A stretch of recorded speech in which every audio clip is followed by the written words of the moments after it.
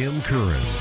Yep, we're here. Thank you so much for being there, listening to us here tonight on the program, and a lot to get to over the next couple of hours. This hour, we're going to have our weekly Husker Huddle with Jeremiah Searle, sitting down with former Nebraska quarterback Tommy Armstrong. We'll continue our trip around the Big Ten, brought to you by Sinclair Oil. We'll check in on the Fighting Illini and see what's happening in Champaign as they get ready for another season under the tutelage of Lovie Smith. But we start with some of the headlines that Josh had in the ticker at the top of the hour.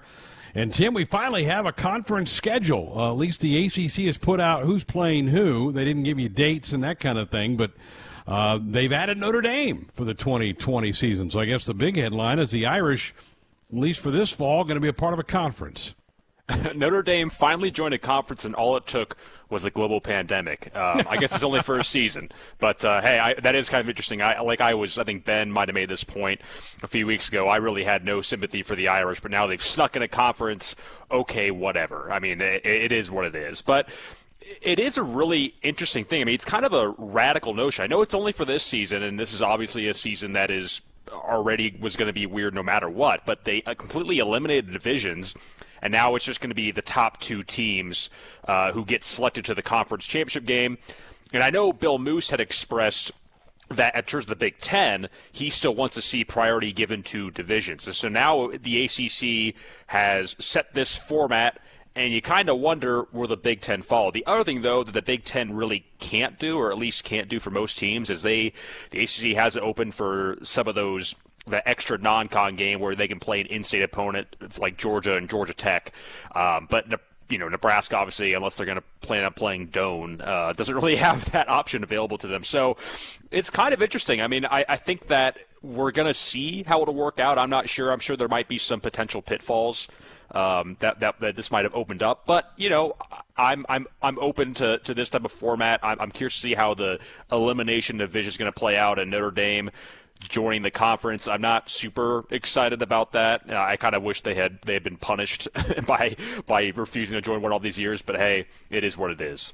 A couple of big things you said there. One, doing away with divisions, which is a little odd, and I understand they've got 15 with Notre Dame being in there now, so I guess, why that happens, and that's why I don't think it's going to happen in the Big Ten. I don't think the Big Ten is going to do that because they're not adding somebody. They're not adding a wild card to the mix at the end of this thing. And we've been hearing for a while that the ACC and the SEC want to protect those rivalry games, the Florida States, the Georgia Techs, the Clemson, the South Carolinas. So we've been hearing for a while that they wanted to do that. Now, the SEC apparently is preparing 3 different options for their presidents to go over in the coming days. One is a conference only. One is a very similar 10+1 or 9+1 deal where they do protect a rivalry game.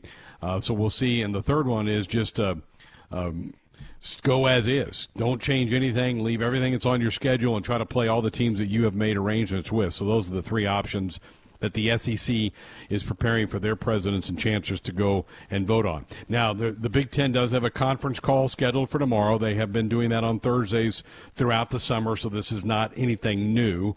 So whether we get news on the Big Ten front tomorrow, I don't know. We could. I think there's always a possibility if they have a plan in front of them and they like it and they approve it, that we could find out some scheduling news in the next 24 hours for the Big Ten Conference. And I know everybody's anxious to hear all of that and to see what it looks like, who we're going to play, when we're going to play. Obviously, who we adding from the East to get to 10 games. Those are all questions everybody has about this upcoming schedule. But, Tim, I don't see the Big Ten doing away with divisions and saying we're going to let the top 2 teams just play in our championship game. I don't see the Big Ten going down that path. Right, yeah, there's no independent sitting around waiting to be added to the conference unless, I don't know, is Western Kentucky still independent? Do they want to join? I mean, I don't see that happening. So, yeah, you're probably right about that. But in terms of the schedule being released, I think it's about time. I mean, fall camp is supposed to start relatively soon here. I know for the ACC they're starting next week. And so you're really getting kind of at a point where it's imperative that you at least release something. Now, I know a lot of this season is just going to be kind of flying by the seat of your pants, lots of adjustments, last-minute changes. And so I can understand wanting to sit on this for a little bit. But we're getting to that point. It's the end of July. And all we really kind of need and we're asking for is just a little bit more clarity, a little bit more transparency. Just be upfront, say, hey, this is the plan. for now. And if it has to change due to other unprecedented or unforeseen circumstances, okay, fine. But I'd at least like to see something, because right now we're just kind of going on a lot of guesses. But as you mentioned, Greg, I would imagine that a decision's coming pretty soon here, and the ACC has already made theirs. The ACC's first game, they did say this, I mentioned they didn't lay out dates and that thing, but it's going to be on Labor Day. On September the 7th is when they want to have their first conference games, and then later in the week maybe have a Thursday night game, which would actually go opposite the NFL opener between the Chiefs and the Texans on that Thursday night on the 10th of September. But they're not going to open on the 5th. This goes against what the Big 12 came out and did last week when you had both KU and Oklahoma schedule games for the last Saturday of August. The NCAA yesterday did approve that and said, we're okay with that. We're okay with more teams starting early if you want to do that. What that does, and maybe the Big Ten wants to try that as well. I don't know. We're not really hearing a whole lot. But if they do, they got to get practice started, because you're absolutely right, Tim. As it sits right now, if it's a September 5th start, the first practice is August the 7th. Well, if they're going to give the go-ahead for teams to play at the end of August, they need to start like tomorrow or Friday to get in all the number of practices before a first game. Absolutely, and I can't really imagine, what the coaching staff is going through. Think about all the stuff you have to install and stuff you have to get kind of brush up on, and especially when your spring camp got cut in half, or maybe you didn't have one at all. So there's a lot of teams here who haven't really had a lot of time and often haven't been able to even be in the same room with their guys to try and get everyone on the same page. And so when you've got a major Division I, football team to try and organize and structure practices, and you're kind of still, you don't know even who you're going to play even, and it could be only a month away. It's kind of incredible, and I understand that everyone's been dealt a bad card. Each conference is there. No one's ever dealt with anything like this before, and so this is all new to everyone. So I can be sympathetic to a point, but as you mentioned, this has to happen sooner rather than later. You can't just kick the can down the road another couple of weeks and say, we'll see. It's like, well, if this is going to start in late August or September, decisions have to be made like yesterday, and they still aren't being made in the most conferences. Unless it's not, right? Unless it's not going to start until late September, and we've heard that. We've heard the Pac-12 kind of say the 19th of September, maybe the 26th. So if you're going that direction, you still have time. You don't have to make a decision if you're going to come out and say, we're not starting on time. We're going to push it back a few weeks and hope that the infection rate around the country goes down some. We get closer to a vaccine. We get closer to treatments, whatever it may be. That's still an option on the table.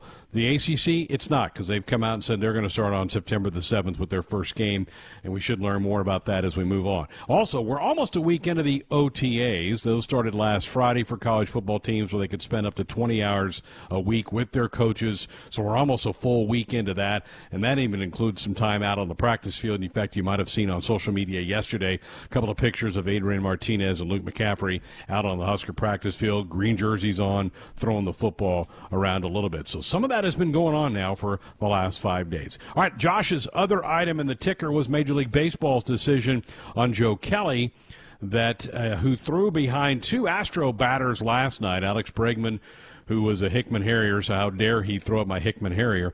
And then it was also Carlos Correa, and then verbal altercations, and both teams poured out of the dugout and pointed fingers and did all that.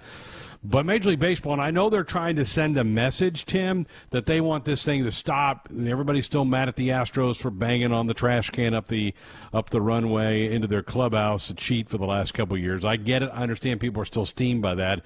But an 8-game suspension, if this was a normal 162-game schedule, that would equate to 20-some games. There's no way that's going to hold up. Right. The 8 games, when I first saw that figure, that definitely raised my eyebrows a little bit, because I thought that's a bit extreme. But you're right. I think there's a couple things like this. It's frustrating because the very first mistake Major League Baseball made was not punishing individual players for their involvement in a cheating scandal. And I thought, this is where a lot of this frustration is boiled over. Now you have Joe Kelly, who kind of took this vigilante justice approach where he's, the protagonist of a Western and there's no law, so he's going to take it into his own hands. He starts whizzing 95-mile-an-hour fastballs past Carlos Correa's head. And so you understand that this can't happen every game. If Carlos Correa's, you don't want to see his cranium get busted in two over this. So the ideal situation is Major League Baseball months ago should have handed down individual punishments for guys who had involvement in this scandal.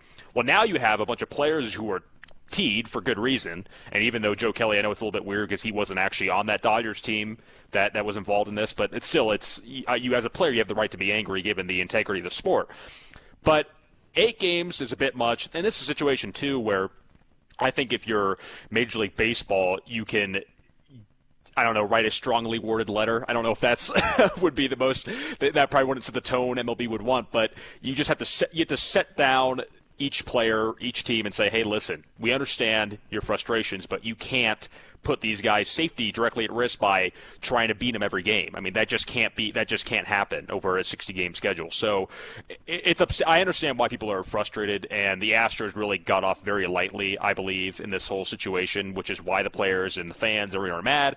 But 8 games is a bit too much, but Joe Kelly, please don't try and kill Carlos Correa with a 99-mile-an-hour fastball. He will appeal it. He'll get it reduced. They'll drop it to 2 or 3 games, and maybe it has been sent. Other players in baseball go, all right, enough of this. Maybe we plunk a guy every now and then, but you can't throw behind a guy like that. So my guess is everybody's freaking out about the 8 games. He won't serve 8 games. He's already appealed it. It'll get watered down. Those things always do. So we'll continue to follow it. The Astros are still and they're on everybody's enemy list and everybody's clubhouse. They all are still mad about the Astros' part in their cheating a couple years ago. All right, it's a busy show tonight. As I mentioned, Jeremiah Searles' conversation with Tommy Armstrong coming up here in a couple of minutes. We'll then sit down with Steve Kelly and the Illini Network as we go around the Big Ten with a look in Illinois, and we'll work in some phone calls throughout the hour as well. 866-HUSKER-1, 866-487-5371. Back with the Husker Huddle next. Welcome back to another episode of Husker Huddle presented by Sapp Brothers. I'm your host, Jeremiah Searles, and at Sapp Brothers they say, welcome, be our guest. Today our guest is Tommy Armstrong, former Nebraska quarterback, current arena quarterback for the Sioux City Falls Storm, if I am getting that correct. So we're excited to have him here. We're excited to have him join us. Tommy, how have you been? I've been doing great, brother.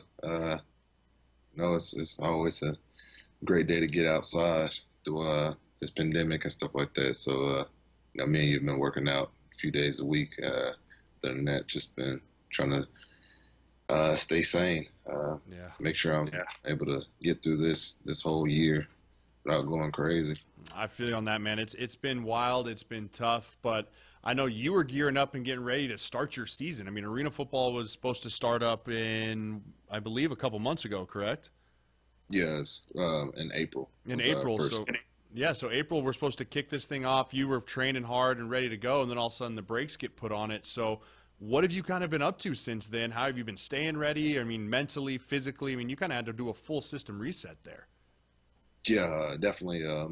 Just trying to get out, do stuff, make money just to, put food on the table and things like that, help the wife with bills and things like that. So arena ball doesn't pay a lot, but at the same time, it gets you exposure. So being 3 days away from our first game, going to 3 weeks of camp, that really hit us pretty hard. We're game prepping, getting ready for walkthroughs and things like that. Then the coach calls everybody up and says, we probably won't have a season this year. We're going to postpone the season for 4 weeks. So I had to come home, get back in shape, sign back for next year. So now I'm looking at 7 months of just basically the off season. Most people only see it about 3 or 4 months of off season, but now looking at 6 to 7 months of off season. So it's just getting out there, trying to stay in shape. Like I said, we've been working out 3 times a week. I throw with Coach Dub and guys like Alonzo Moore and DP and Stan and Seathan, just because they're in the off season as well. But they have a report coming up here in the next couple of days, so they just hit the road actually today, and just trying to stay outside. Being inside basically makes you go crazy here and there. You just got to get some air. So I've been on the golf course here and there, and me and the wife actually going to the driving range this afternoon just to hit some balls, just get out the house. That's awesome, man. I mean, as far as before all this happened, you had a really good thing going up there. I mean, you had a really good rookie year your first year. I know you had a really good second year. Talk us a little bit about what arena ball was like for you. Did you enjoy it? I mean, you sure looked like you were having fun out there. Yeah, I enjoyed it. It's different. Feels a little smaller. You're looking at 55 yards long and 25 yards wide, so that cuts it in half basically. You're looking at every decision that you have to make is a lot faster. It's kind of like the CFL, but basically just a shorter field. You could be in a game where you're down 28 points with 8 minutes left in the fourth quarter, and you can come back within 2 or 3 minutes just because of how fast tempo, how fast paced the game is, and how quickly you can score. So that's something that I enjoy just because the fast tempo. You've seen people run 70 plays in the NFL. You yourself, it's all about just making smart decisions. But when it comes to the IFL, it's more of just making sure you can score points. You can win games 75-73 or 82-60. It just all depends on how many times you're out there, how many times you can score. You can score in 5 seconds. You can score in 2 minutes, 3 minutes. Just about ball control and being able to just throw on spots and things like that. My first year, my rookie year, was actually probably my toughest year going into the first couple of games. We had some bumps and bruises as a team, but overall, I think I improved throughout the year just because I learned that it's all about decision making and just throwing on time. Definitely with a smaller field, just making poor decision as a quarterback, and I ended up winning Rookie of the Year that year, and going into this year, it was going to be my second year. I actually went up to Sioux Falls from Grand Island because their team folded, so I was looking forward to playing for Coach Riggs, and that organization was competing for the job. I was going to end up playing the first week, so I was looking forward to it, and got cut short on us. Yeah, I mean, I think we'll hopefully get a chance to see you back out on the football field next year and doing your thing, Tommy, because you're a great talent. You're a great talent here in Nebraska, and we know that you're going to continue to keep grinding it out. I mean, I know your work ethic is next to none there, so we're excited for you there. Let's switch gears a little bit here. Talk a little Husker football. I mean, you're not super far removed from this program. You've been removed for about 3 years now, and you've got a chance to kind of sit back and watch it as a fan then, and which is almost harder to do than actually playing it. But have you actually a chance to really sit back, reflect on what your career and what you were able to do here, and what are some key moments that really stand out for you through your career here at Nebraska? Honestly, just being able to be so resilient throughout those tough times. Definitely, we had that conversation a couple of days ago. The fact of just how much I progressed through my freshman year of having an O-line that was basically all NFL guys, and just if you could say it, just 4.0, 8 plus all across the board. You guys teaching me as much as you guys could throughout those 8 or 9 games that I was starting. It helped me a lot. And I tell you guys that all the time, that I really appreciate that, just because it helped me grow into the person that I was my senior year. Just seeing how much you guys worked, your work ethic, how much you wanted your guys to believe in the front five. And that's what I took out of just playing my freshman year to my senior year, was no matter what the situation was, I wanted my guys to look at me and say, hey, this guy is actually giving it their all, or his all. And that's what I've learned throughout the time that I was a quarterback, was just, if you can, just put it all out on the line for your teammates, for your brothers. Like Coach Bo always said, look to your left and your right. You have to, play for those guys to your left and your right, because at the end of the day, when you're out on that field, that's all that you have. Of course, our fan base is incredible, but once you're out, it's all about gaining inches. And that guy that's been going through off season and summer workouts with you is the guy that's out there. And I've learned so much from that, just having you guys as offensive line, having freshmen offensive line and young guys like that, just being able to see how they looked at me as a leader, as a guy that always worked hard, no matter through injuries and things like that. It's just, how do you want to be remembered at the end of the day? And just looking at that Nebraska team, it's a lot of guys that, I've talked to that just, they just want to get out there and teach those guys the right way, and basically pave the way for them to be successful in the future. Yeah, I mean, what it's like to be the quarterback in Nebraska. It's tough. I mean, you are the focal point when it comes to everything. The offense doing well, it's because of you, and even if it's not, if the offense doing bad, it's definitely because of the quarterback. And it is a tough position. I mean, you see Adrian now going into year 3. I think year 3, and you could correct me if I'm wrong, as a starter, year 3 is where things really start to slow down for you. I mean, year 1, you're kind of playing off pure adrenaline still, which I think Adrian did a little bit. Year 2, you kind of think you have it figured out, and then you get hit in the face a little bit and realize you don't. And then year 3 is kind of where you put it all together. Going into year 3 here, what would your advice be? And I'm sure you probably actually maybe even talked to him, for a guy like Adrian Martinez, who had a tough year last year, but is looking to bounce back, looking to have that breakout season that we know he's capable of. What are kind of your thoughts on quarterback Adrian Martinez, and also maybe some on Luke McCaffrey? Just both of those guys are huge competitors. I've seen, their work ethic. Luke is a guy that's, for the fan base, is just a fresh face, just a fresh new guy that, they've, basically, talked about for so long, and seen, some spurges here and there, how well he can play. And Adrian, on the other hand, he's a 2-year starter going into his 3rd year. For me, I was a 2-year starter, and going into my 3rd year, the more I got comfortable with the offense, then I had a coaching change, which basically drew me back to year 1. And, that's basically, for him, I wanted to touch bases on that, because this is his 3rd year in this offense, his 3rd year with this coaching staff.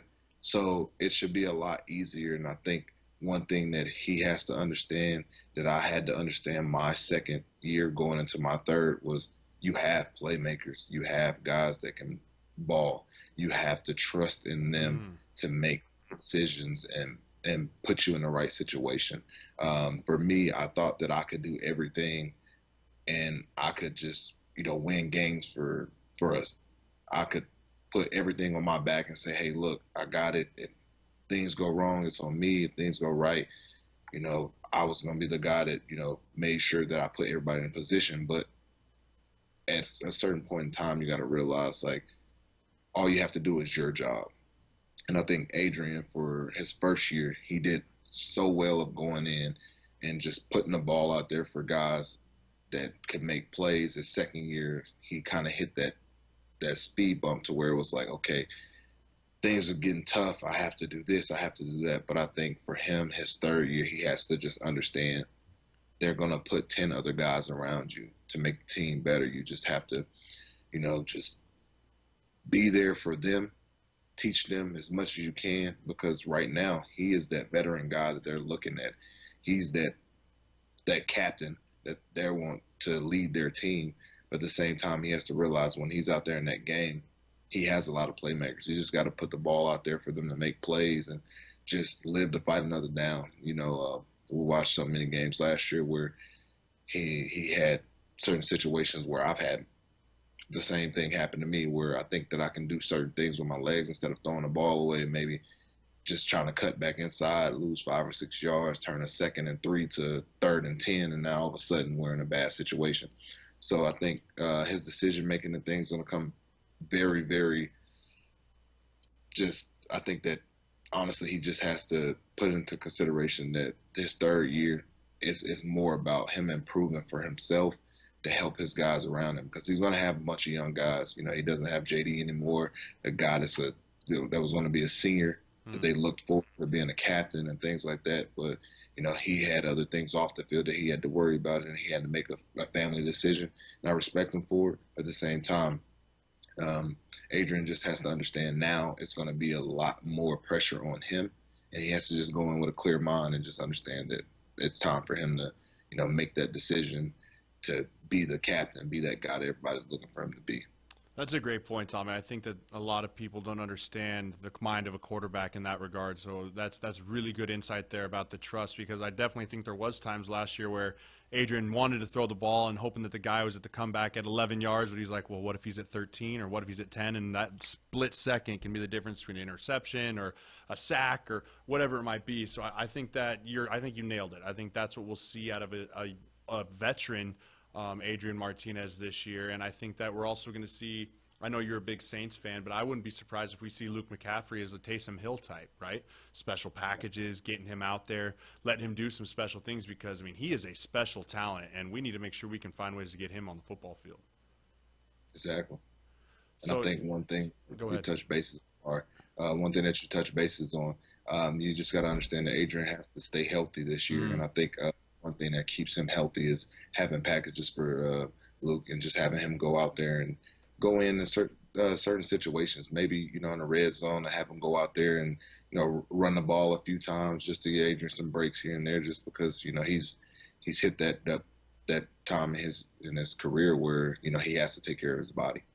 Yeah, that's big time. Adrian struggled to make it through a full season healthy, and I think that I was talking about this with, I think maybe you. This might be the first true quarterback competition that we've seen in a really long time here at Nebraska. And not that that's a bad thing. It's good to have starters that are multiple-year starters. But, again, no one should fear away from competition at a level of competition that is the University of Nebraska. Competition only breeds greatness. The guy in front should always be looking over his shoulder because the guy behind should always want to be passing that, and that just makes a better football team. So I think we'll see a little bit more competition at that level because I think Adrian's leash will be a little bit shorter this year than it was last year with Luke not having to worry about the red shirt. But I'm excited for this year. I mean, no spring. I'm hoping it's going to be happening this year. But Tommy, I want to thank you for joining us here on Husker Huddle presented by Sapp Brothers.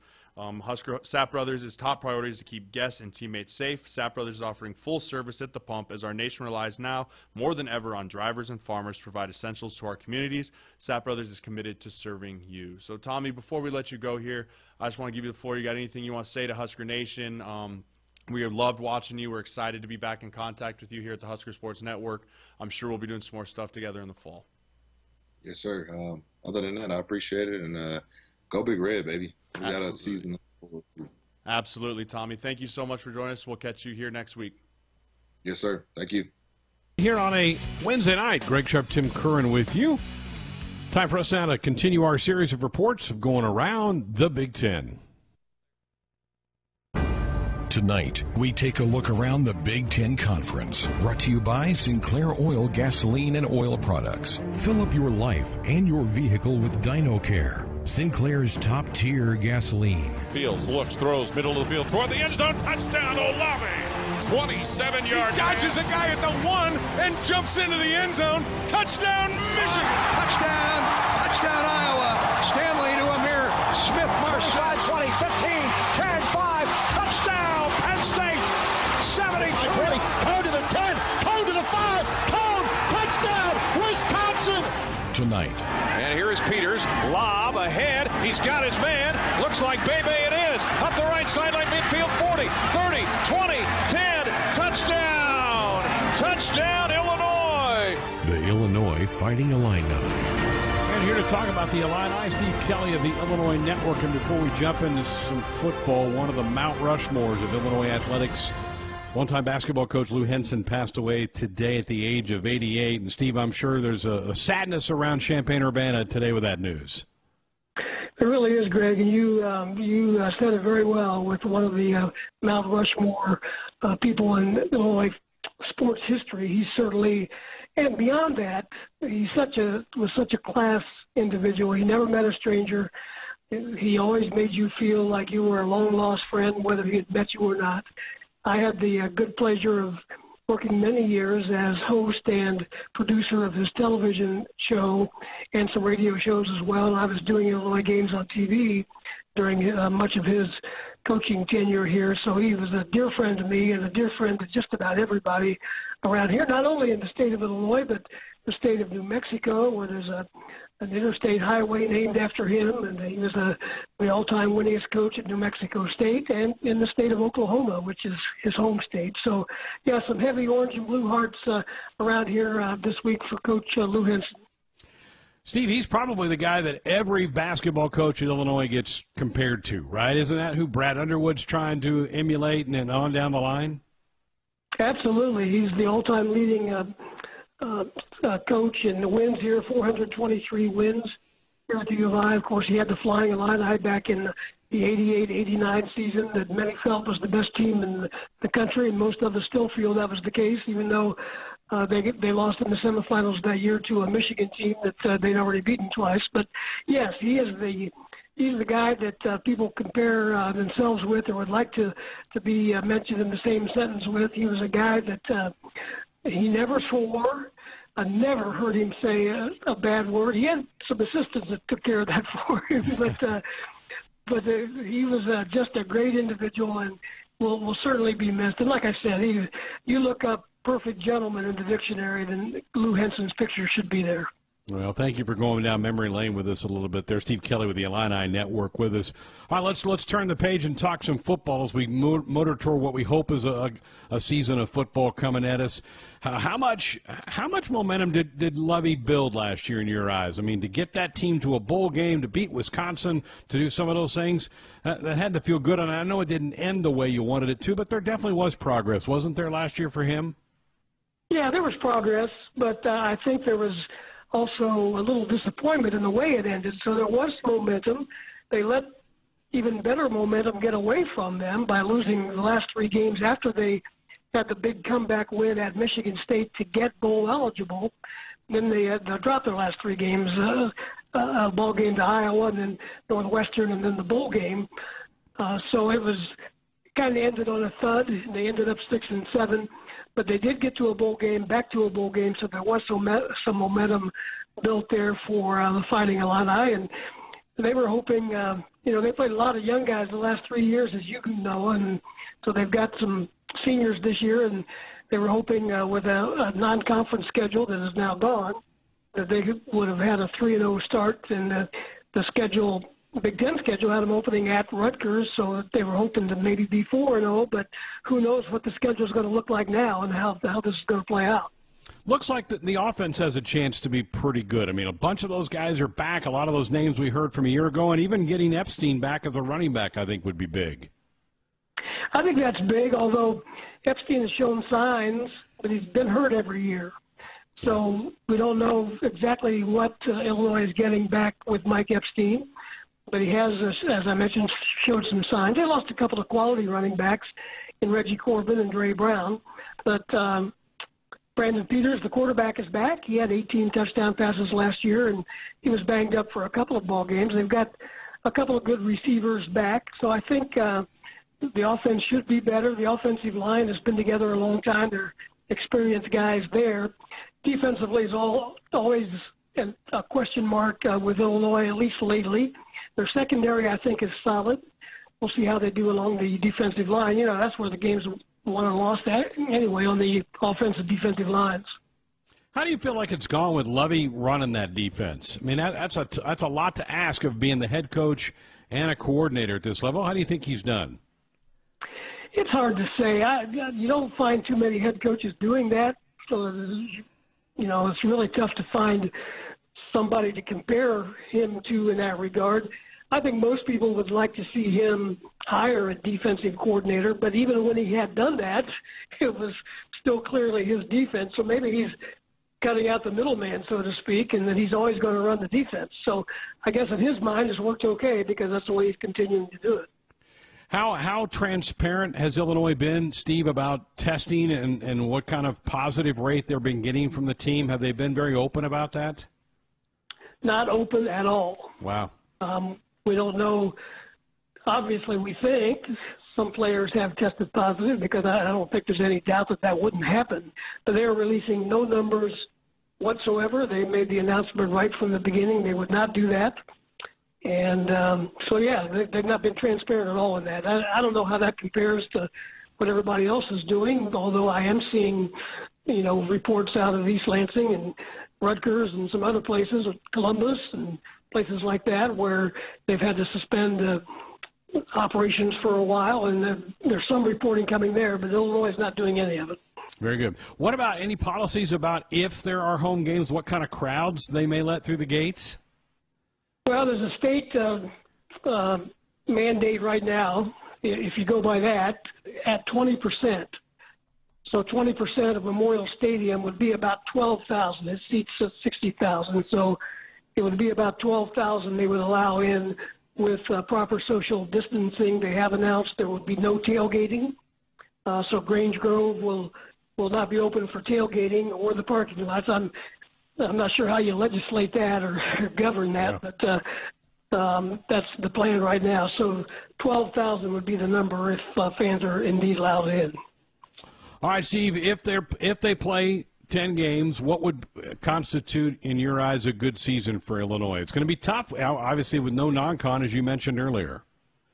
You're right, and I think, and I don't know if they get 10 games in, does it mean if you go 5-5 in a bowl game, based on what they've done in the past, being 500, I would say that might still apply. But I would say 5-5 would be deemed a success because of the schedule being conference games only, and we don't know what games are on that yet. You might end up playing Ohio State. Ohio State is already on the schedule, but you don't know if they're still on there. So you don't know how those games are going to shape up conference-wise. But I'd say 5-5, and if that got them back to a bowl game, I would think they would deem that successful.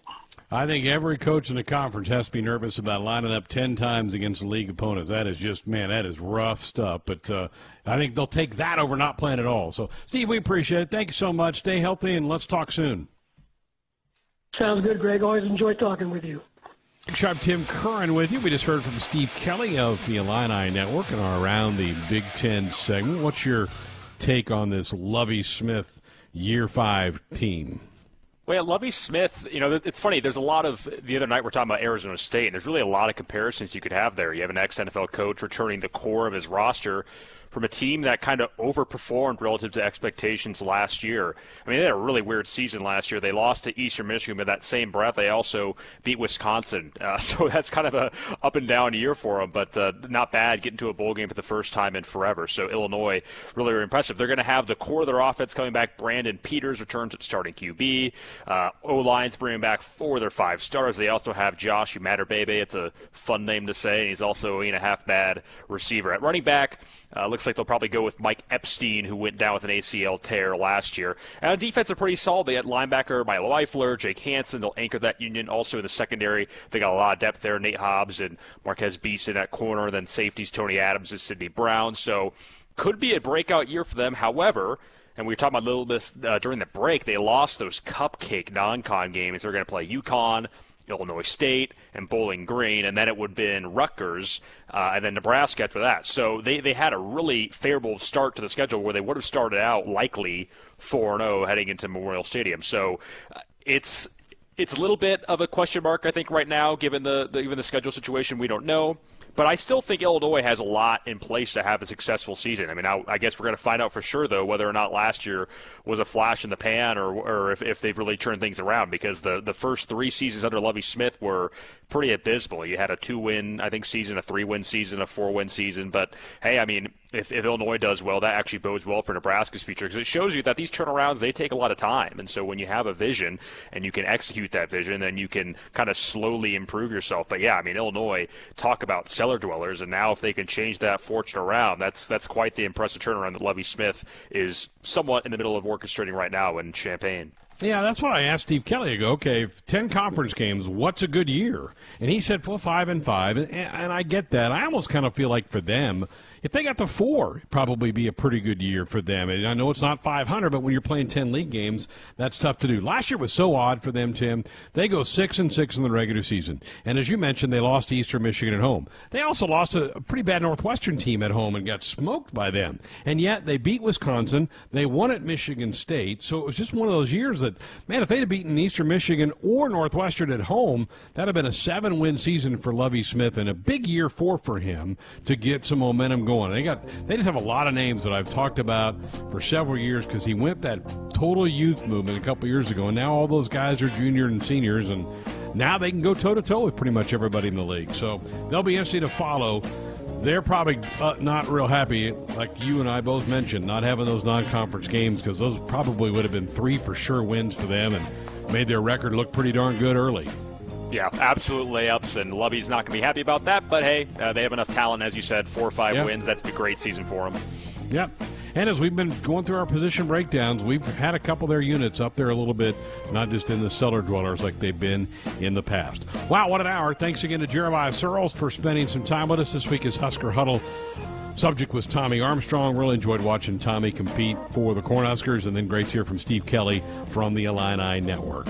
It's been a busy hour right here on Sports on 8. I'm Josh Hilkeman. This update's brought to you by Cornerstone Bank. While times seem uncertain, Cornerstone Bank is here for you and your financial needs just like they have been for the last 138 years. When times are difficult, there's no place like Nebraska. Bank on a solid foundation. Cornerstone Bank, member FDIC, equal housing lender. College football news today. The ACC announced a league-wide 11-game football schedule for the upcoming season, including 10 conference games and 1 non-conference game of each team's choosing. There will be no divisions, and Notre Dame will be a part of the league for the season and be eligible for the conference title game. That championship game is scheduled for either December 12th or 19th. Major League Baseball news. Los Angeles Dodgers relief pitcher Joe Kelly was suspended 8 games earlier today by Major League Baseball for his part in the benches clearing brawl in last night's contest against the Houston Astros. Kelly threw behind Alex Bregman's head and taunted Carlos Correa later in the game as well. And MLB also suspended LA manager Dave Roberts 1 game and fined Houston skipper Dusty Baker. And some Major League Baseball scores.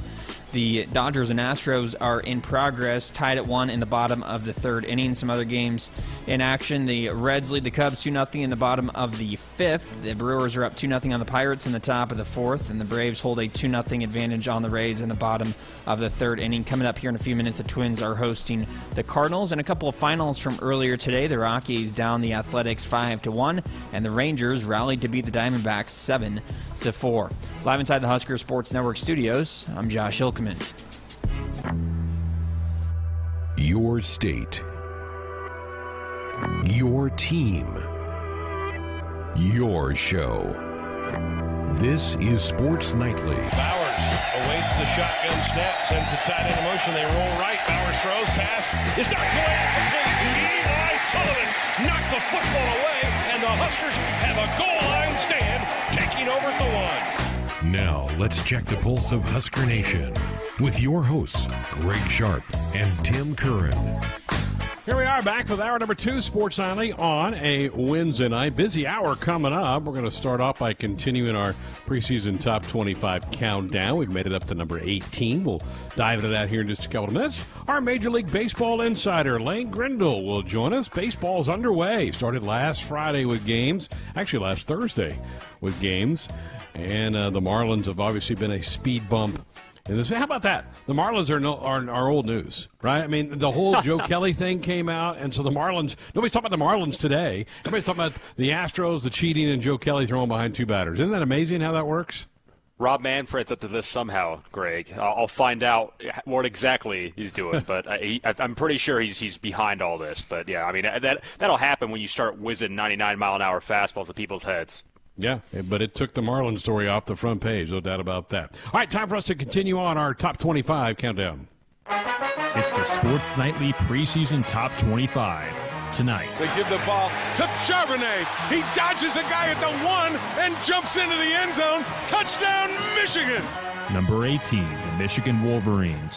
Here's where we have the Wolverines, and here to talk to us about Michigan, Angelique Shengetis from the Detroit News. Great to have you with us as well. Before we dive into the team, Michigan State's obviously having issues fighting the virus, Angelique, with shutting down practices again. How are the Wolverines doing? What have you been able to learn? And I know sometimes it's hard to get a lot of information out of that camp, but how are they doing with all this? They've actually been doing pretty well, and Michigan has been semi-transparent with COVID numbers. They've been releasing numbers, general numbers for all the sports, and I just found out last night there are 18 teams on campus, so, not just football, and they paused 4 of them last night, ice hockey, field hockey, and swimming and diving and volleyball, but my understanding is the football team itself has actually tested pretty well, and the numbers have been low across the board, but I think obviously that those will increase this week with these 4 teams pausing. But from my understanding, I've talked to a couple players. They're wearing masks during all their workouts. They get yelled at if they come within 6 feet of each other. So, and that's been since voluntary workouts. So they've been pretty diligent even David Ojabo, the kid, the defensive lineman who was in Scotland and just returned, he's in a 2-week quarantine. And I talked to him the other night and said, well, are you seeing anybody? He said they just come by and they kind of wave to him from afar. And he said that they are taking this lockdown seriously. So not just him, but the rest of them. So, we'll see how this goes. It's going to be harder, I think, once more people get on campus, and so it goes with parties and everything. But so far, so good for the Michigan football program.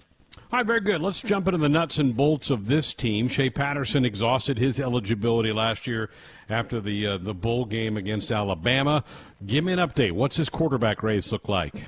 Boy, I really wish they had had a spring, because I thought that was going to be a really, really fun competition to watch evolve between Dylan McCaffrey and Joe Milton. And everybody's really been salivating, waiting for that one. And hopefully there's a season, hopefully there's a preseason camp, and we'll be able to sink our teeth into that one. But look, Dylan McCaffrey's in the backup. He's had more experience. Joe Milton's got this cannon of an arm. He's a tremendous athlete. Dylan McCaffrey's got quickness. He's quicker than Joe Milton, but Joe Milton's got tremendous upside. So I think a lot of people think it's a toss-up. I think it favors Dylan McCaffrey at this point. I mean, he was home. His quarantine, his lockdown was at home in Colorado with his brother Christian McCaffrey and his father and his brother, and they worked out every day. So that's pretty good talent to be around on a constant basis. And Joe Milton was in Florida and then returned to the Detroit area and worked with former Michigan quarterback Devin Gardner. So they've both been working hard, and maybe it's too close to call, but right now I'd give the edge to Dylan McCaffrey. The other thing on that offense that doesn't get nearly as much attention as the quarterbacks is all the different guys that got to put along that offensive line. How do you see that position stacking up? Because they had 4 starters off that line that have graduated. 4 starters are gone in the NFL, and I'd agree with you. I actually think that's a bigger storyline going into camp than the quarterbacks, because I think they'll be okay with either of those guys. But they've got to replace 4 guys, and they've got Jalen Mayfield returning, and already a lot of accolades for him and his potential for going pro after this season. But I mean, they've got to replace Cesar Ruiz, a center who was really, I thought one more year for him, even though he was a first-round draft pick, I thought he could really, really take that next step up. But they've got a lot of holes there, and they feel like Josh Gattis, their offensive coordinator, said they don't feel like they're that behind the ball because they've got guys. Andrew Stuber had started; he tore his knee before the season. He was neck and neck with Mayfield, and they've got Ryan Haynes, who's had some starts as well. So they don't feel like they're starting completely from scratch. But Ed Warner's definitely got a lot of work to do building that offensive line. Again, visiting with Angelique Shengelis from the Detroit News. We're talking about Michigan. We have them at number 18 in our preseason top 25. Let's go to defense, maybe more settled there, right? I mean, there's a lot of names back that have played a lot of football for Big Blue on that side of the ball.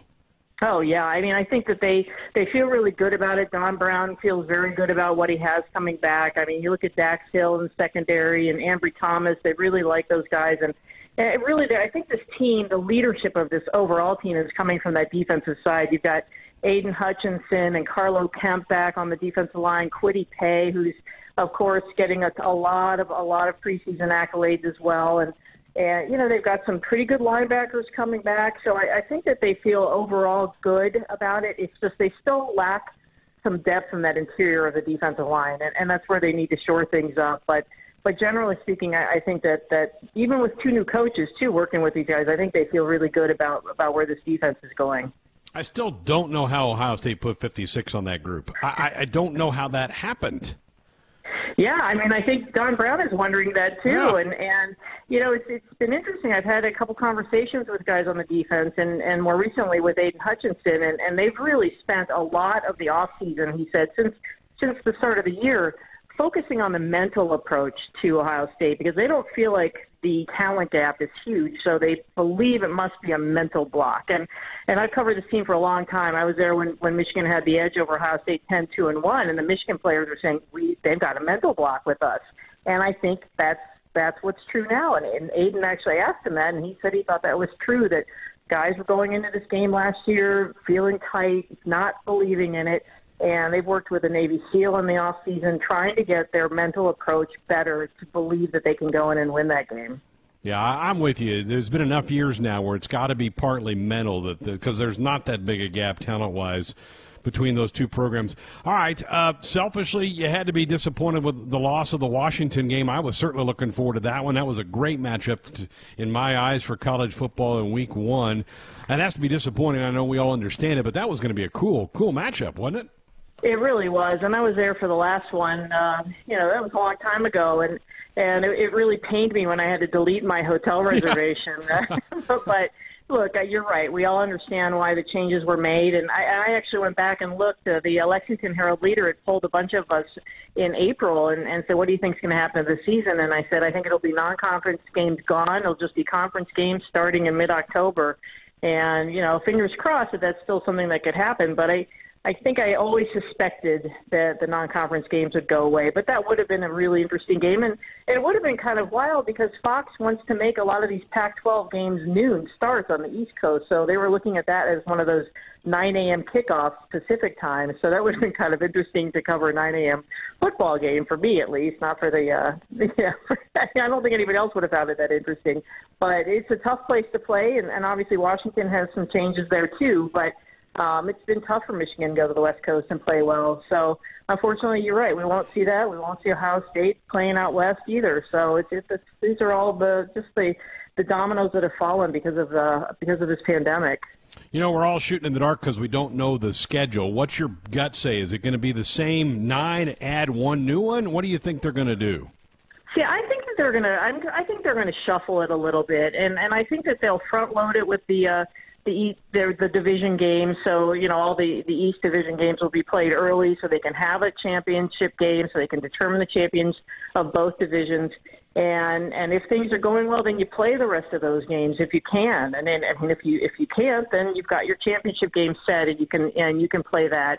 And I think ultimately make that television money that these teams desperately need to support all of their athletic department programs. But I do wonder about that. I've really tossed and turned on that because I think that this is maybe a good chance for them to reassess the schedule and just balance it a little differently going forward for this season, over 10 games. All right, well, we'll look forward to seeing what happens. Again, we appreciate you coming on as you do every time. And we've got Michigan at number 18, and hopefully we're talking about some real football when you come back the next time. I sure hope so. Thanks for having me on, though. Thank you. Angelique Chingalis from the Detroit News joined us on our Sports Nightly Hotline, brought to you by the Woodhouse Auto Family, bringing you more choices in brands, locations, and service. Experience the difference. Purchase with confidence. This is Woodhouse. All right, 18. We about right? We undershooting this team? What do you think? No, I don't think that's either too optimistic or too pessimistic. I mean, on offense, of course, they have the big question mark of who's going to be at quarterback, whether that's McCaffrey or Milton. But, I mean, you go with the McCaffrey brother, and they're all freak athletes, so that's probably the best solution they have there. And on defense, they're absolutely solid up and down, and they always have been under Harbaugh. So they have the talent, I think, in place to be a great team. But as you hit on with Angelique, the mental block, that's kind of where Michigan seems to always falter. Last year, they went 2-4 against ranked teams. Now, those 2 wins are impressive. They beat a solid Iowa team, and they beat Notre Dame, who I believe was a top 10 team at the time. But they lose to Ohio State every single year without fail. The record against them in the past 20 years, it ain't great. And that's the thing that they have to overcome. I mean, Michigan's always a great team, so I always kind of get slightly confused when there's all this consternation and people whining about the job Mr. Khaki Pants himself has done over there, Jim Harbaugh. I mean, he's done a solid job. But I think one of the things that has held them back slightly is you look at the dynamism of Ohio State at quarterback and what Justin Fields can do, and you compare him with what Michigan had last year, Shea Patterson, and there really is no comparison. I mean, Justin Fields is head and shoulders a better player than Shea Patterson was. Not to be too unkind to Shea Patterson. I know the Chiefs just waived him, I think, earlier this month, so sad for Shea Patterson. But to me, that's what Michigan has to get over. I mean, they're always a solid program. They're going to win a heck of a lot of games. They have a heck of a lot of talent. but it's that final gear to become that elite program. If they want to hang with the Alabamas, if they want to hang with the Ohio States of the world, they need to take that next step. And I'm not really sure what it's going to take. It could be McCaffrey. I mean, that could be what puts them over the top. I mean, if he's able to run that offense that Gaddis envisions to a T, it'll be something to watch. But that's the big question mark. If they can get QB figured out this year, Michigan's going to have a good season. But it'll just be if they can beat Ohio State, that would also be a huge victory for them. But I don't know if that's going to happen anytime soon. We'll see. Interesting comments, because under Jim Harbaugh, they've won 72% of their games. Pretty good. Probably not great, but pretty good. And they're 0-5 against Ohio State. I think he's 2-3 now against Michigan State. So they've been a good program, but they're not elite, and that's where Ohio State is, right? And Ohio State's up there with Bama and Clemson as elite. And so if Ohio State wasn't elite, just good, I think people might think differently of Harbaugh. But 72% at Michigan with Ohio State creaming everybody sometimes doesn't keep people happy. Yeah, and it's understandable from a Michigan perspective. I mean, if only Rutgers were Michigan's big rival, then things might look differently. But It is difficult, because when you're comparing yourself, I mean, if Nebraska had to go head-to-head with Clemson every year, that would not be a fun situation for everyone in Lincoln. But, you're right. It is really, really difficult. I mean, in Ohio State, they just clean it up in recruiting rankings every single year. Michigan's not far behind them. But, right now I think Michigan's in the same league with Penn State, who got the better of them last year. And so right now they're just kind of jockeying kind of side by side. If Michigan wants to take that next leap, and as you mentioned with Angelique, I think that the talent is there, but it's just it's almost a mental block for them. It's just a glass ceiling, and this could be the year where they burst through it. I don't know. We'll see. I'm not sure if that'll be this year or maybe not even the following year, but we'll just have to see. I just think too many question marks on offense. Not sure which quarterback, those four starters on the offensive line, I think it's going to take them a while to gel offensively. And then depending on what the schedule does, if they load them up with a couple of tough ones early, I think that's why I'm comfortable with where we have them at 18. I don't know that they're much better than that. All right, thanks to Angelique for coming on board. When we come back, our Major League Baseball insider, Lane Grindle, will join us next. Wednesday night on Wednesdays, now that baseball's going, we plug in our Major League Baseball insider, Lane Grindle. His voice will sound familiar. And that ball's gone. Bye-bye, baseball. His knowledge is endless. He looked so fast. It was unbelievable. He's our Major League Baseball insider. Just ate a brownie, so I'm ready to go. Lane Grindle. Well, here's our man. He's standing at second base, just on to kind of get into the mood of everything. Starting our interview at second base. How about that? You had a chance to do that the other night, right?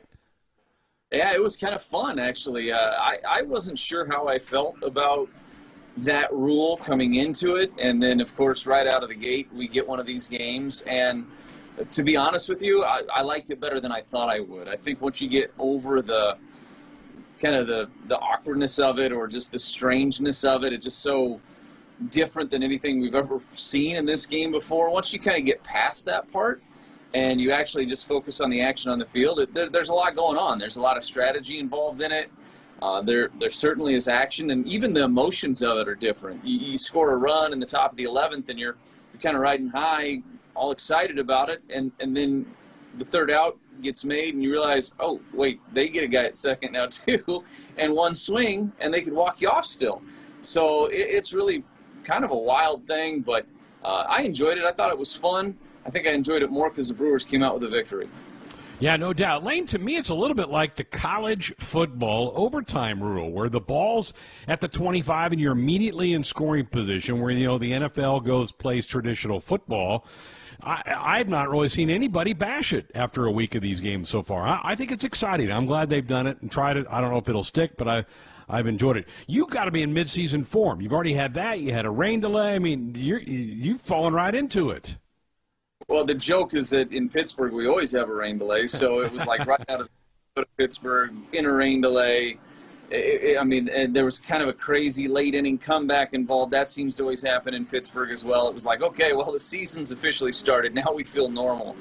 It really has been kind of wild to start this year. And I think we've seen a lot of bullpens around the league have some struggles early on. And I think that everybody's still kind of getting their feet wet a little bit in this season. There's going to be some sloppy baseball in the first week or so, but I think as guys adjust to this, as they adjust to no fans in the stand, which I think you can say whatever you want about, hey, they're pros, they're the best baseball players on the planet, they should be able to do this without fans. It's different. It's a different set of emotions. There's a different edge to it, and I think there's an adjustment that these guys are having to make playing without fans in the stands. And so I think all those things are going to take a little bit of an acclimation period here before we start seeing the best baseball that we expect from some of these guys. But it's been fun, and it's just great to see baseball that matters again. And I'm sure, wrapping my arms around it and enjoying every bit of it. Yeah, no doubt. Now, it hasn't been all a bed of roses. We've had the Marlins situation with all the positive tests for them. They've had to shut that team down for a few days. Same thing with the Phillies and the Yankees, because they were coming into that stadium on the back end, have been affected by this as well. How do you feel like Major League Baseball has handled this? Well, I think they've handled it really the only way you could handle it, and that is the Marlins, you got to shut that down, and you got to give them a chance to regroup and figure out exactly who's been infected and who hasn't through that incubation period, and then make the roster moves they need to make to be able to field a competitive team. But this is partly why we had 60 guys in camp and 30 guys on the active roster right now, is because everybody understood there were going to be positive tests. The thing you're trying to avoid is what happened with the Marlins. I think Major League Baseball can handle one team having this. It's not ideal. Clearly had to pause their season. Some other schedules got affected and had to be altered as a result of it. But what you're really trying to avoid is 3 or 4 teams having this. And so far, things look good on the Philadelphia front. That's good news. Obviously, the Yankees hadn't come into contact yet. Their schedule has just been impacted by it, and that's it. But I also think this could be a wake-up call for a lot of the guys around the league, that this is fragile. And if you want to have this season, if you want to finish this season, you really have to adhere to the guidelines, and you have to be extremely careful, especially when you're on the road, that, if you want to go get your Starbucks coffee, that's fine. You put the order in on the app, you go pick it up, you go back to your room. There's not a lot of exploring the city, which is what a lot of us like to do when we're on the road, going out to dinner, things of that nature. Those things are kind of off limits, and it's off limits for a short amount of time, for basically 2 more months of this regular season, and I think it's important that everybody works together to get through this so we can play baseball and so we can make this happen. Lane Grindle's with us. He's our Major League Baseball insider here on Sports Honor. You mentioned that it's an adjustment for the players to not have fans in the stands. We're getting used to the cardboard cutouts now at the different ballparks. I think we're all getting used to kind of the roar they're putting in over the PA system. Do you think before this is all said and done, you'll see some fans at the ballpark? Do you hear any mutterings about maybe letting fans back in at any point in time? I think every team desires to have fans in the stands. I don't think there's any question about that, but they want to make sure they're responsible about it, and they want to make sure that their local governments are on board with it too. And so with this thing, everything changes, it feels like daily, let alone weekly. And to predict if we're going to have fans at some point just seems hard to do. I sure hope so. I would love to see fans be able to safely re-enter the ballparks before this season is over. I think everybody has plans in place for what that might look like and how they'll kind of roll that out should the green light ever be given. But I think most people are operating under the premise that we're playing without fans now and going to be playing without fans for the foreseeable future unless something changes. All right, last night, a little dust-up in Houston, the Dodgers and the Astros, stemming back to their World Series days and obviously the cheating scandal that came out in this offseason. Joe Kelly was the relief pitcher for the Dodgers that was mouthing words to Carlos Correa.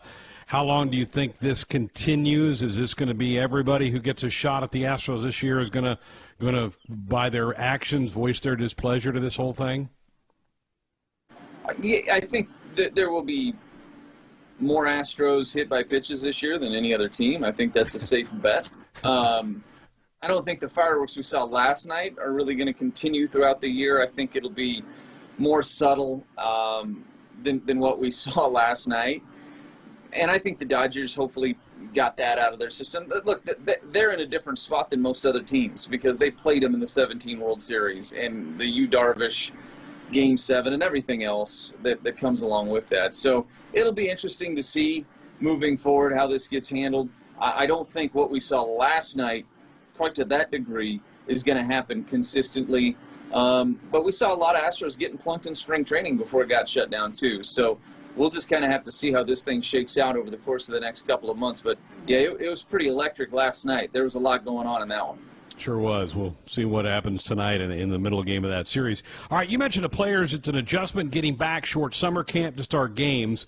Verlander gets hurt over the weekend. Kluber throws an inning, has to come out.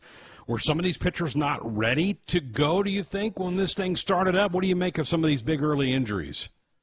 Well, it's hard to know because I'm not a trainer, and so I can't really speak educatedly on exactly how these injuries transpired. But the thing that I would say, more than did they have enough time to get ramped up or did they have to ramp up too early or too quickly, is that they had ramped up and then they kind of shut down, and then so you're kind of going up and down a roller coaster a little bit, and a lot of these guys haven't done that. Some of the guys that are foreign players, some of the players that go back to Latin America in the off season, they've done something maybe similar to that.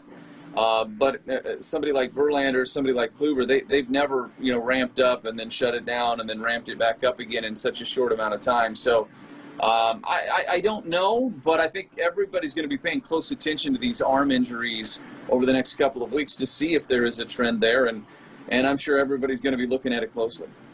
All right, I know the Brewers have started on the road, Chicago, Pittsburgh, back home this weekend, right? So you have the home opener coming up in a couple of days. I open up on Friday afternoon against the St. Louis Cardinals, 3 with them, and then the White Sox come to town Monday, Tuesday, and then the Brewers head back to Chicago to take on the White Sox for 2 at guaranteed rate. So a healthy amount of home games coming up for the Brewers after tonight. They have those 2 at guaranteed rate, then they come back for 6 more again. So 11 out of their next 13 after tonight will be at Miller Park. How have the calls been from doing this remotely? Has it been a difficult challenge? It's different for sure, and there's certain plays and certain camera angles that are more of a challenge than others. Overall, though, it's been very doable. I think that we've been able to pull it off. There are times when the ball's hit in the air and you have to wait a little bit to really know just how well that ball was hit or where it's going to end up. There's times when guys are on the base paths and you're relying on cameras and it's not all quite there exactly like you need it to have that fluid call that you normally would in a situation like that. So there's some moments like that, but overall I think this has been pretty doable and we've been able to adjust to it pretty quickly. All right, great stuff. Thanks. We'll talk to you again next week. You bet. Thanks, Greg.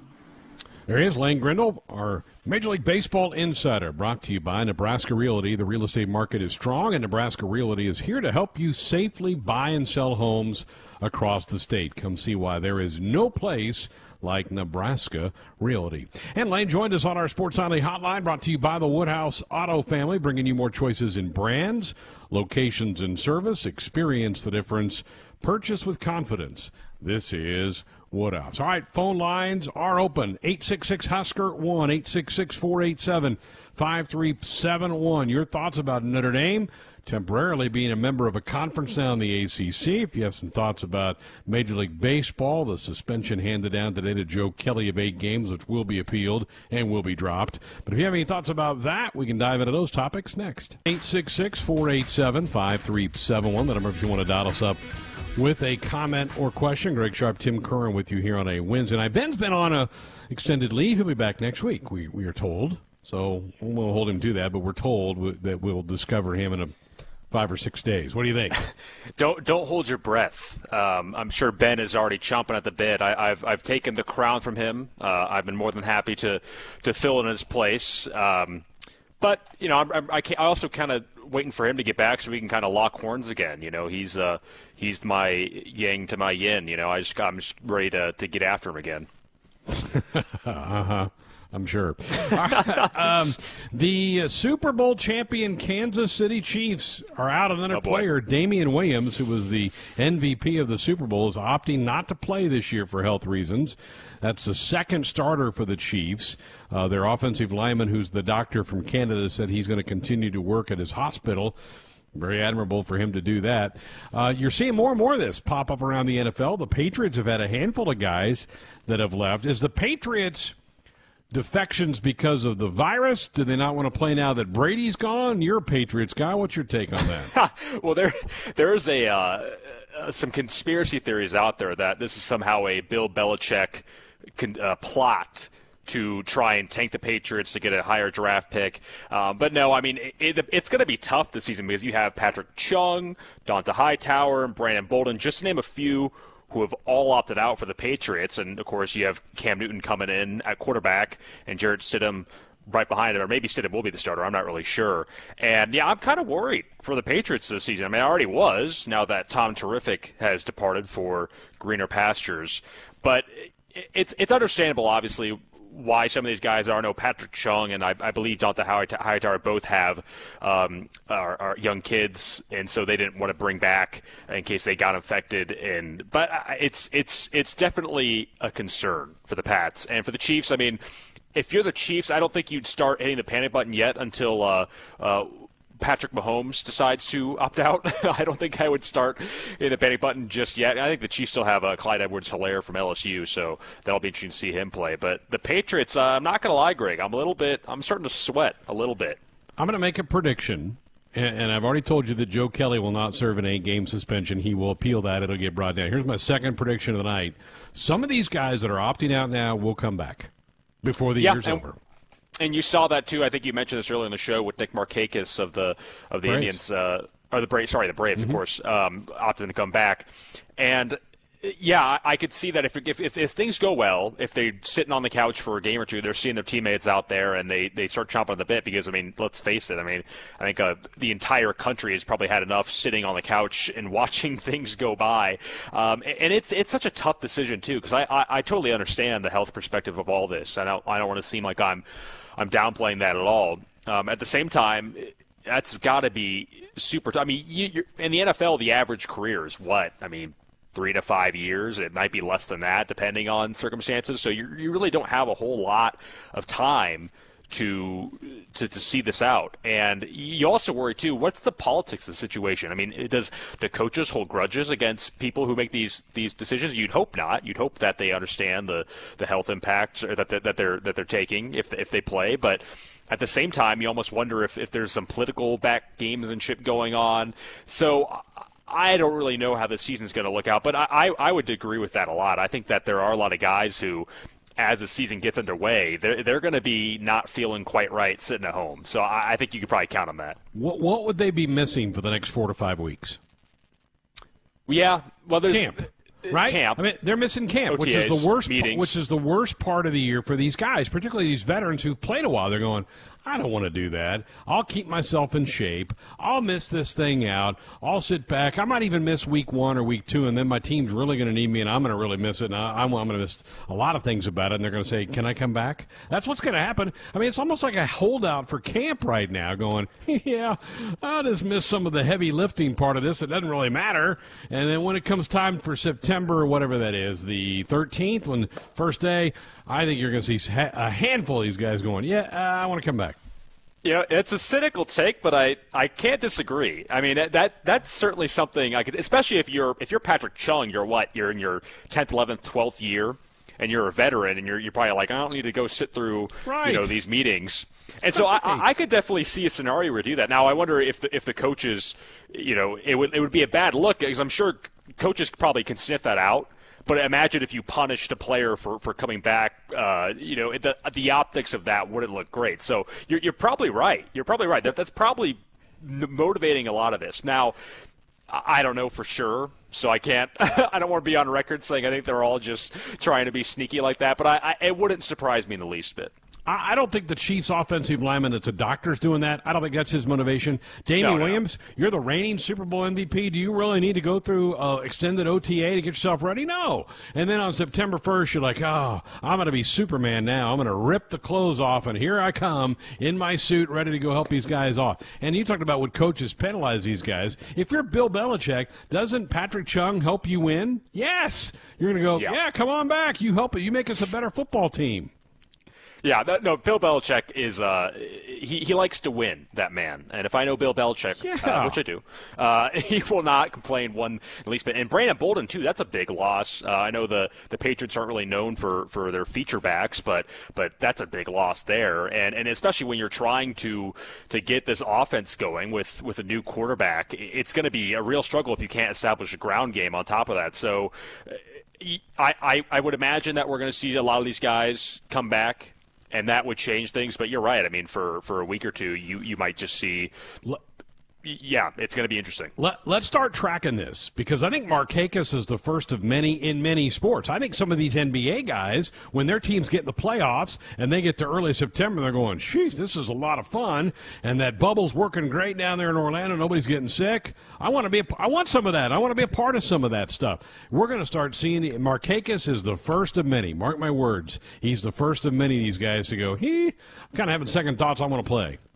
All right, well, hold your feet to the fire then. I don't know if we need to start a new daily tracker. We'll have a daily tracker of this. Yeah. We got trackers for everything else. We got trackers for positive tests. We got trackers for people that have healed. We got trackers for hospitalizations. Let's track these athletes who have pulled their names out and then want to come back. I'm guaranteeing you, it's gonna add up as we move through this thing. All right. No, yeah, I'm there with you. I don't know if we're going to see the majority of these guys come back, but I think that we're going to see a significant chunk, and probably the veterans, the guys who've been around who don't need to sit through camps and meetings. I think those will probably be the majority of the guys who say, you know what, never mind. You realize 24 hours from now we got an NBA game that counts. Wow. How about that? That is something. And now Bubble, that's worked perfect. Bubble's worked across all the major sports. I thought that there were going to be some leaks. I know they had that COVID tip line that our friend Rudy Gobert was not a fan of, but maybe that snitch hotline has been working because there's no reported COVID cases. So I'm excited. I mean, I know I don't really normally tune in the NBA, but these are uncertain times, as we so often hear, and I'll be tuning in for a little bit of some Bubble basketball for sure. TNT with a doubleheader tomorrow night. NHL begins their playoffs on Saturday. This is a good time to be a sport. I've watched so much Major League Baseball in the last 6 days.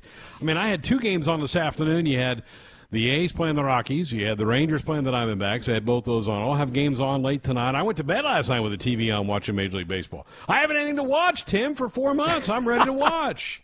Yeah, I think people have probably worked through the entirety of the Netflix catalog, so I think that it was about getting time. We had reached the end, and we finally needed something. But yeah, I'm sure MLB TV, those subscriptions have probably shot at NBA TV. People trying to stealing their neighbor's cable, trying to extend those antennas, trying to get all the regional channels they can get. But yeah, it's going to be. This is great for sports fans. It's been a really rough, long 3-4 months there with basically nothing. And there's still a little bit of goofiness. You're watching games with. Fox is putting in the virtual fans, and they've got cardboard cutouts, but that's nothing compared to having. Give me weird sports all day versus no sports. I'm glad you brought that up. I'm okay with the cardboard things. I'm fine. That's okay. Trying to put fans in, I didn't like that at all. And I only saw it on the Fox game Saturday. I think it was at Wrigley. Didn't like that at all. Don't try to do that. I say no to that deal. It looks corny. I mean, it's basically like, I think it's that exact same technology they use in the Madden video games where, you see shots of the crowd and they're all doing these generic animations, and it just looks extremely goofy. The cutouts are fun because that involves the fans. You can, you get a stray shot on camera. Hey, good for them. They paid their money. They got on camera. They have their dogs out there. That's kind of funny. That adds some color. But the virtual fans, that's just ridiculous. I mean, pipe in all the noise you want, but let's not start putting in like cartoon fans. I'm not a fan of that. I'm with you. The noise part doesn't bother me at all. It adds a little bit irritating. I've seen 3 games now from the Oakland Coliseum, and they're overdoing it there. Whatever they got going is overdoing it because there's not a constant din that loud for baseball. There just isn't. Right. Even when you have a good crowd, there's not. They raise up when the ball gets hit hard or if there's a big strikeout in a key spot. But for the most part, you're sitting at the ballpark, you're enjoying a lemonade and talking to your buddy next to you. That's what you're doing. Well, especially not at Oakland. There's never been a dull roar when you go to an Oakland A's game. And some of these places with the no fans thing, you don't even notice it because some of these places during these noon games on a weekday, it's like there were 40,000 people at those games. It's just not that big a deal. So I don't know why Fox felt the need to start making cartoon animated fans. It's a bridge too far. Yeah. 866-HUSKER-1, 866-487-5371. We're back to wrap up the hour next. 5371, the number if you want to dial us up with a comment or question. Tomorrow night we'll continue our position breakdowns. We'll dive into the Husker defensive line position. Tony Tuioti will join us tomorrow night, his second year on this Husker staff. Has to replace the twins, the Davis twins, has to replace Darian Daniels. But they played a lot of guys at that position. Ben Stille would be probably the biggest name that is back. They were able to redshirt Ty Robinson and Keem Green, a highly thought-of junior college defensive lineman last year. Those guys are going to compete. I'm intrigued by this position, and I don't know, and I know two of those guys, both Davis twins, Tim, got drafted, but I don't know if there's going to be a big drop-off. In fact, I think it'll be probably pretty comparable. Maybe I'm overly optimistic, but I kind of like this group. No, I don't think you are, especially with Keem Green. I mean, he's such a wild card. We only saw a little bit of him last year, 6'5", 315. He's a JUCO guy, so I'm really, really excited to see what he's got in store. But also you've got guys like Ben Stille who have just loads of experience. And then you start to wonder, are there going to be some young guys that maybe step up? Maybe Tate Wildeman? I don't know. I mean, Damian Daniels is going to be great. He's a junior. DeAndre Thomas is going to take some strides, I bet. You also have guys like Casey Rogers. And then Ty Robinson, he's only a redshirt freshman, but I wouldn't be shocked if he saw a significant chunk of playing time. And also, as you said, I mean, that defensive line, there are so many guys over the under Frost that have been rotated in to that position just to keep those legs fresh, and it's been fun to watch, and especially that dynamic too is going to be really interesting, of course, with Tuioti, the new defensive lineman, and then Dawson, who's coaching the outside linebackers now, the old defensive line coach. So you almost wonder if during practice he strays over, maybe adds a tip or two. I'm sure he doesn't do that, but it just makes me wonder. But it'll be fun to watch for sure. Yeah, I mean, they played six a lot last year. So 3 graduate. The other 3 were, and you mentioned them all, Stille, Damian Daniels, and then DeAndre Thomas. And so those 3 are back, so you're really looking for 3 others, and you threw a bunch of names out. I'm going to throw one more. I would not dismiss the polar bear, Nash Hutmacher, the true freshman from South Dakota, for getting in the mix of this thing. I mean, this he's lifting North Stadium every day. I mean, he's lifting it off the foundation. He's that strong of a guy. So, I mean, I don't think it's unheard of that he kind of cracks that top 6 rotation. Yeah, if you can squat like 5,000 pounds, which is a conservative estimate based on what we're watching coming out of that weight room. That's plenty good. And you're right. I mean, some of these freshmen, the physical transformations they're making in such a short time is incredible to watch. I mean, Ty Robinson was one of them. I don't know what machine he was working on the other day. They put that video out there on social media of him just moving unheard of amounts of weight. And also just physically, I mean, they had the whole story with him and the camel or whatever it was. He's got an interesting kind of background. The coaching staff loves him. And I'm excited to see all these guys play. I mean, and they're going to get a shot, too, I believe. And on top of that, there's just a lot of depth at that spot, and they're going to see some time. It's good. Yeah, and so tomorrow night, Tony Tuioti will have it in hour 1 of the program tomorrow night. Looking forward to that chat, because I think that's a really intriguing position that some people may think is going to drop off the cliff because of the Davis twins finally exiting the program. I'm not among them, and we rattle off a bunch of names right there. And again, if you have 6, you're doing really well, and I think Nebraska has 6. They've done a nice job with that position on this staff. It's another box that they have checked. So we'll have a big show tomorrow night with that, and Teddy Greenstein also stopping by for his weekly visit tomorrow night on the program. And we'll continue our Top 25 countdown as we did in this hour.